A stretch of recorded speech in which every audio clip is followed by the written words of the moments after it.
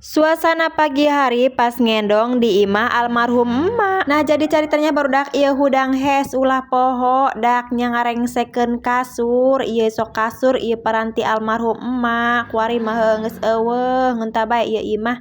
diendongan bae heulan. Lamun keur ngendong sok hayang kasurna urut emak bae soalna sok sari aya bae teh nya ieu rarasaan atuh heuh sih ku geus ikhlas mah ikhlas tapi kumaha sok masih kabayang teh. Tah ieu lanjutnya barudak ka dapur ieu teteh horeng madak geus nyangu sok nyanguna pan kana seeng bae kana hawu. Geus ngagubraseuneu baheula mah nya keur aya keneh emak sok emak menus pang subuhna sok pang tampilna kuari mah ieu teteh atuh ja ieu ge pan teteh geus jadi gaganti indung tah deuleuy nya ieu pan cuaca daker bari ngarecek nya hujan bae teh atuh ieu ge geus nyalangkrung bedak di pipir nya ngeun adem ieu cuaca kadoang kieu atuh heuh hes ke pan tibra dak jaku tiis tuh deuleu batur mah tuh geus beraktivitas hujan-hujan ge kokoroyohan deuleu tuh nya atuh heuh ieu mah aing teu weleh ti barang hakan bae ngeun ieu ngakan ge dak ngakan jamu atuh heuh supaya pang mirasa emam teh pahit deuleu burak nih aing ge nya